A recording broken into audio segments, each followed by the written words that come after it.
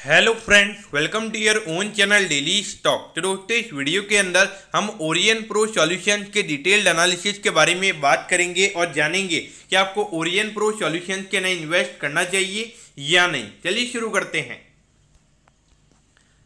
तो देखिए, सबसे पहले हम ये जानेंगे कि ये कंपनी क्या काम करती है। तो देखिए, ये जो कंपनी है 1997 में ये कंपनी स्टार्ट हो गई थी, यानी कि मोर देन अगर आप देखोगे अराउंड 25 साल ये कंपनी को स्टार्ट हुए हो चुके हैं।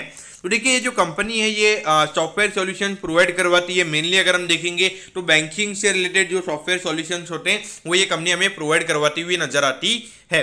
अगर हम कंपनी के मेन कस्टमर्स की भी अगर हम बात करेंगे तो बैंक्स हो गया, फाइनेंशियल सर्विसेज वाले जितनी भी कंपनीज होती है और गवर्नमेंट, ये अपने कंपनी के मेन कस्टमर्स नजर आते हैं।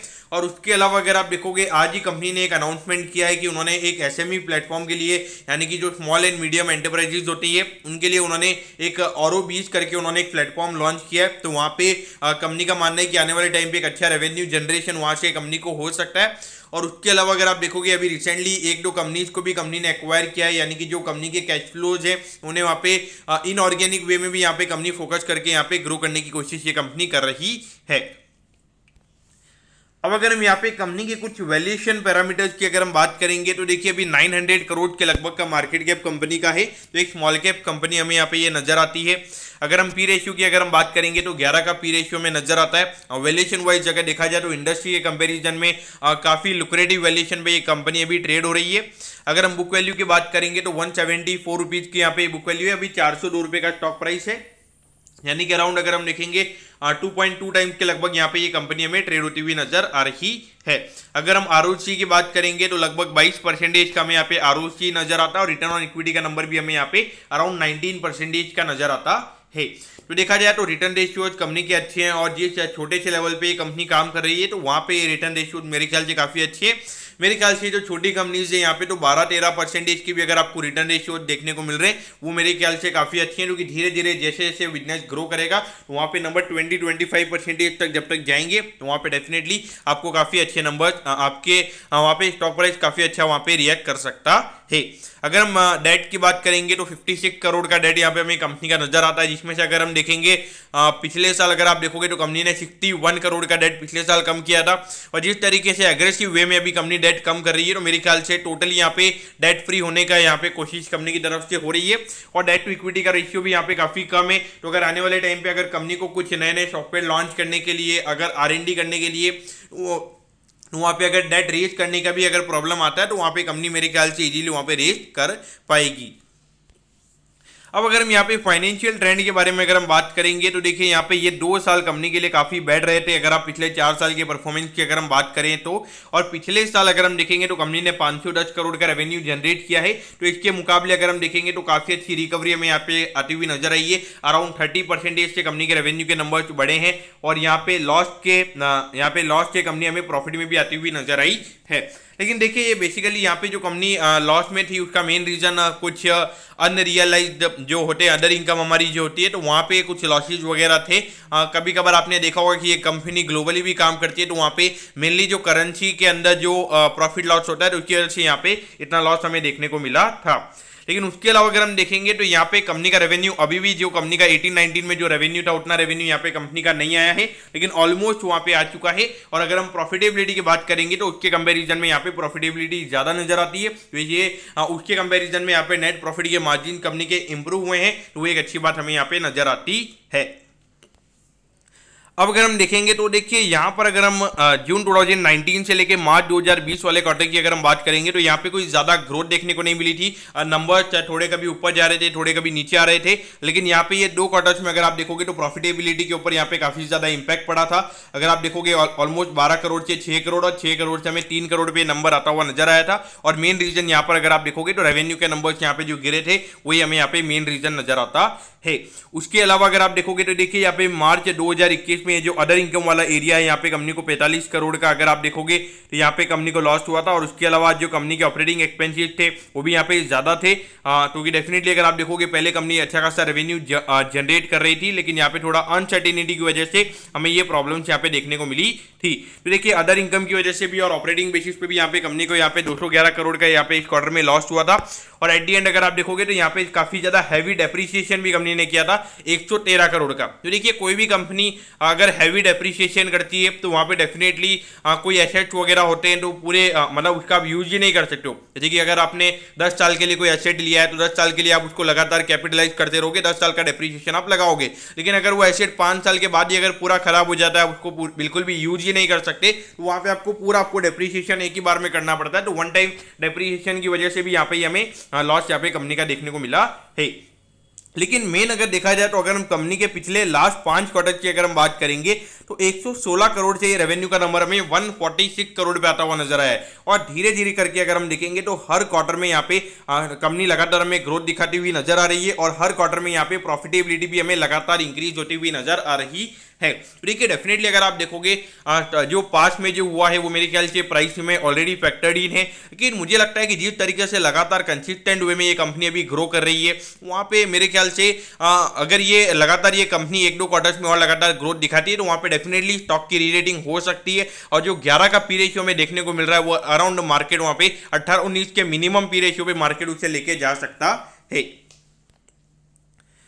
अब अगर हम देखेंगे तो यहाँ पर मेन क्या है कि जो शेयर होल्डिंग पैटर्न की अगर हम बात करेंगे तो देखिए 27.6% से यहाँ पे 27.94% पे ये होल्डिंग आया था, उसके बाद में 28.90 और उसके बाद अगर हम देखेंगे तो अभी करंटली 33% पे हमें प्रमोटर्स की होल्डिंग नजर आती है।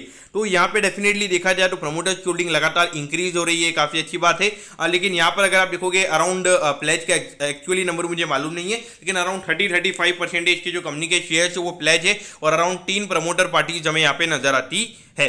तो देखिए डेफिनेटली अगर एक आईटी कंपनी है तो वहाँ पे डेफिनेटली आपको लोन लेने में कोई इश्यू होता नहीं है, तो वहाँ पे प्रमोटर्स ने प्लेज क्यों किया हुआ है ये एक डेफिनेटली एक रेड अलर्ट मुझे यहाँ पे नजर आता है। क्योंकि अगर आपकी कोई पावर कंपनी होती तो डेफिनेटली वहाँ पे इजीली आपको लोन मिलता नहीं है, तो वहाँ पे आपको अपने होल्डिंग प्लेज करके ही आपको वहाँ पे लोन मिलते हैं। अनटिल एंड अनलेस अगर आप एक एस्टेब्लिश कंपनी हो जैसे कि टाटा पावर, अडानी पावर है, तो वैसे ही कंपनीज को डायरेक्टली लोन मिल जाता है। लेकिन जो नई नई कंपनीज आती है या फिर कोई छोटी कंपनीज होती है तो उन्हें इजीली लोन मिलता नहीं है। अगर हम एफआईएच की बात करेंगे तो यहाँ पे उनकी होल्डिंग कभी बढ़ रही है कभी कम हो रही है, तो वो यहाँ पे मेरे ख्याल से ज्यादा मैटर नहीं करता है। लेकिन यहाँ पे पिछले क्वार्टर में थोड़ा सा होल्डिंग यहाँ पे डीआईएच ने बढ़ाया है, लेकिन देखिए डीआईएच और एफआईएच की होल्डिंग को आपने यहाँ पे इग्नोर करना चाहिए, क्योंकि ये हार्डली अगर आप देखोगे 2% के कम की होल्डिंग है, 900 करोड़ का मार्केट कैप है, तो वहाँ पे हार्डली 15-16 करोड़ मेरे ख्याल से कोई ज्यादा फर्क पड़ता नहीं है।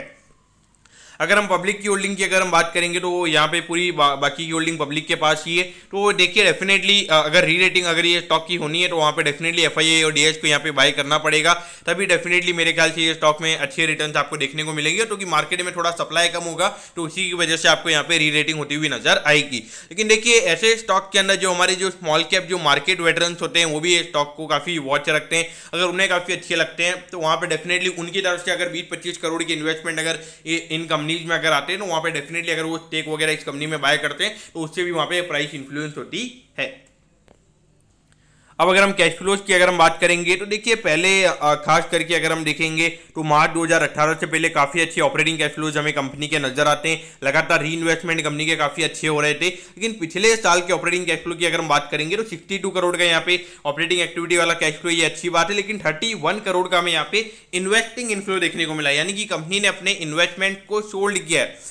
तो देखिए डेफिनेटली अगर आप देखोगे अपने इन्वेस्टमेंट को सोल्ड किया, ये मेरे ख्याल से कोई नेगेटिव बात नहीं है। इसमें एक अच्छी बात मुझे यहाँ पे ये नजर आई कि इन्वेस्टमेंट को सोल्ड करके यहाँ पे एग्रेसिव वे में कंपनी ने अपने डेट को कम किया। अराउंड 61 करोड़ का पिछले साल कंपनी ने डेट कम किया और जिसके ऊपर कंपनी ने सिर्फ 8 करोड़ का इंटरेस्ट पे किया। तो उस पॉइंट ऑफ व्यू से देखा जाए तो यहाँ पर अगर कंपनी 31 करोड़ का इनफ्लो लेके अगर अपने ऑपरेटिंग कैश फ्लो को यहाँ पे एक तरीके से फाइनेंस करती है तो वो मेरे ख्याल से गलत रहता, लेकिन ये मेरे ख्याल से यहाँ पे पॉजिटिव नजर आता है। और कंपनी के पास अभी 18 करोड़ का पिछले साल का नेट हमें कैश फ्लो नजर आता है। तो डेफिनेटली ये जो लगातार कैश फ्लोज है अगर आने वाले टाइम पे कंपनी अच्छे तरीके से ग्रो करती है तो वहां पे डेफिनेटली आपको डिविडेंड के फॉर्म में या फिर कंपनी बायबैक के फॉर्म में भी वहां पे आपको रिवॉर्ड कर सकती है। तो देखिए 402 रुपीज़ पे ये स्टॉक अभी ट्रेड हो रहा है। 232% के रिटर्न यहाँ पे 5 साल में स्टॉक ने दिए हैं। और मेनली अगर आप देखोगे तो भले ही फाइनेंशियल कंपनी के इतने तरीके से इंप्रूव नहीं हुए हैं, लेकिन स्टॉक प्राइस की अगर हम बात करेंगे तो इसने यहाँ पे काफ़ी अच्छे रिटर्न दिए हैं और ऑलमोस्ट अपने ऑल टाइम हाई पे ये स्टॉक ट्रेड हो रहा है। तो ऐसे में आपको यहाँ पे क्या करना चाहिए, तो देखिए मेरे ख्याल से देखा जाए कंपनी की यहाँ पे री रेटिंग हो सकती है। 5 क्वार्टर से अगर आप देखोगे तो देखिए 1-2 क्वार्टर्स में अगर ग्रोथ देखने को मिलती है तो वो मेरे ख्याल से सस्टेनेबल ग्रोथ नहीं रहती है, लेकिन डेफिनेटली अगर आप देखोगे 4-5 साल लगातार हर क्वार्टर 4-5 क्वार्टर में लगातार ग्रोथ के नंबर्स हमें यहाँ पे नजर आ रहे हैं, वो मेरे ख्याल से काफ़ी अच्छी बात है। लेकिन देखिए एक नेगेटिव फैक्टर जो मुझे यहाँ पे ये नजर आता है कि कंपनी के कस्टमर ग्लोबली भी नजर आते हैं और अभी जिस तरीके से रिसेशन की बातें चल रही है, ऐसा कहा जा रहा है कि जो बैंक जो इनके मेन कस्टमर्स हैं उनकी तरफ से वहाँ पे जो स्पेंडिंग है यानी कि जो उनके आईटी बजट है तो वो वहाँ पे थोड़े से कम हो सकते हैं। तो डेफिनेटली अगर इनकी कॉन्ट्रैक्ट साइज अगर कम हो जाएगी तो वहाँ पे आने वाले टाइम पे रेवेन्यू के नंबर्स कम हो सकते हैं। तो यहाँ पर अगर आप देखोगे कंपनी के रेवेन्यू के नंबर्स ऑलरेडी काफी कम है, तो यहाँ पर अगर थोड़ा सा भी अगर रेवेन्यू के अंदर 5-10 करोड़ का भी अगर फर्क पड़ेगा तो वहाँ पे 20 से 30% से कंपनी के नेट प्रॉफिट के नंबर गिर जाएंगे। तो ये एक बहुत बड़ा रीजन है जिसकी वजह से मुझे लगता है कि एफआईए और डीएच इस कंपनी को अभी नहीं खरीद रहे हैं। लेकिन देखिए ये मेरे ख्याल से जो अभी बजट को कम करने की जो बातें ये मेरे ख्याल से 5 से 6 महीने या मैक्स टू मैक्स मुझे 1 साल वाली बातें ये नजर आती है।